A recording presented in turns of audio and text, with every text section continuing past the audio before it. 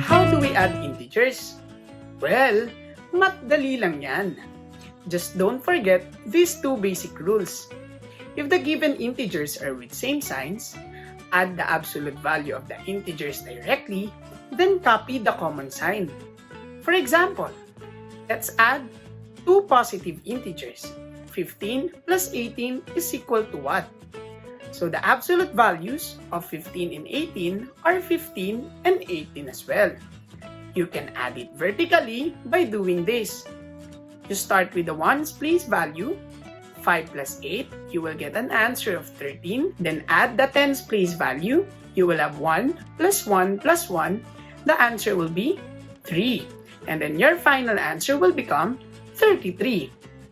The question is, what will be the sign of 33? Since the common sign of 15 and 18 is positive, final answer will become positive 33. But take note that you can leave any positive number as it is, even without the positive symbol. So, answer can just be 33. Next example, let's add two negative integers. Negative 16 plus negative 20. The absolute values of negative 16 and negative 20 respectively are 16 and 20.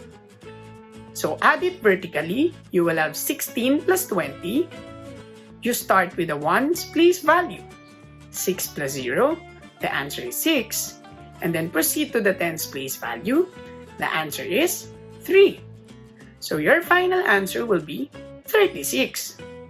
But what will be the sign of 36? Since the common sign of negative 16 and negative 20 is negative, the final answer will be negative 36. Madali, di ba? Let's proceed to the second rule. If the given integers are with different signs, subtract the absolute value of the integers directly, regardless of the positions of the integers. Then copy the sign of the integer with the greatest absolute value. For example, let's add positive and negative integers. 28 plus negative 17. The absolute values of 28 and negative 17 respectively are 28 and 17. But since this is adding different signs, you have to do subtraction. So subtract 28 and 17 directly. You start with the ones place value.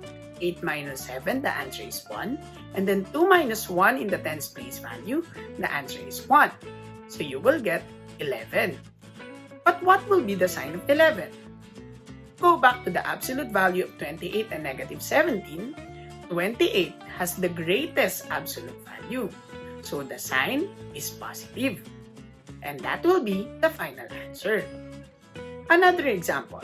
Let's add negative and positive integers. Negative 45 plus 13. The absolute value of negative 45 is 45 and the absolute value of 13 is 13. Since they have different signs, you can subtract them vertically. 45 minus 13.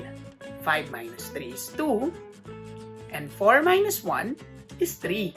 So your answer will be 32.